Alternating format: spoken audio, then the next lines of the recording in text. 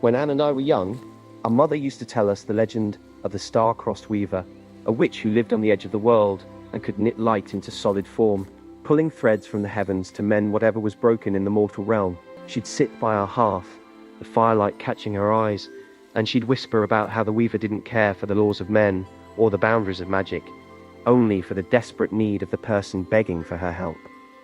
I used to fall asleep believing that if I looked hard enough at the night sky, I could find that weaver and ask her to patch the holes in our lives to sew our family back together with starlight. It was the only story I ever truly loved because it promised that no matter how shattered something was, there was always a way to fix it if you were willing to go far enough to find the right thread. It's funny, isn't it? I've spent half my life since then trying to become that weaver, trying to find the magic that can mend what everyone else says is irreparable. Does it sound like a childish dream to you? Or can you see why I've spent so much time digging through these old, forbidden books trying to find the thread that will finally save my sister? It wasn't just a story to us, Holly. My mother made it feel like a secret map. She used to trace patterns in the air with her wand, making tiny, glowing threads of light dance in the hearth while she told us how the weaver had to ignore the decrees of the ministry, and even the natural order of death itself, just to save the people she loved. She'd say, Sebastian, magic isn't a rule book, it's a language, and some people are just too afraid to speak it fluently.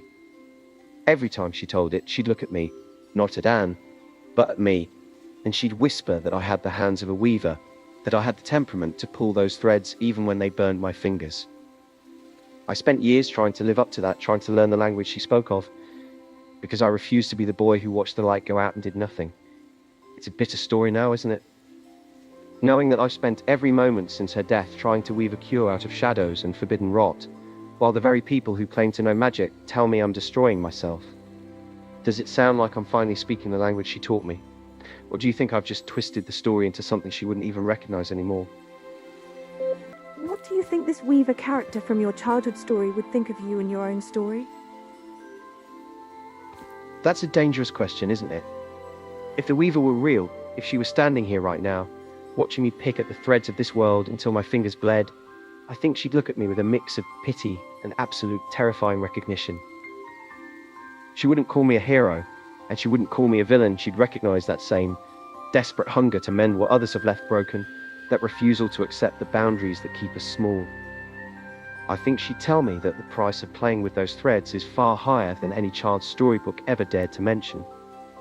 She'd see the toll it's taken, the nights in the Undercroft, the secrets I keep from Ominous, the way I look at my uncle's memory, and she'd ask if I'm still the boy who wants to save his sister, or if I've become just another shadow, tangled in the very web I'm trying to unravel. Do you think she'd be proud that I'm trying to speak her language, or would she tell me to put down the needle before I stitch myself into a story that can never have a happy ending? You're the one standing here with me in the middle of this, Holly. Tell me, if you were that weaver, would you help me mend what's broken? Or would you try to stop me before I tear everything apart?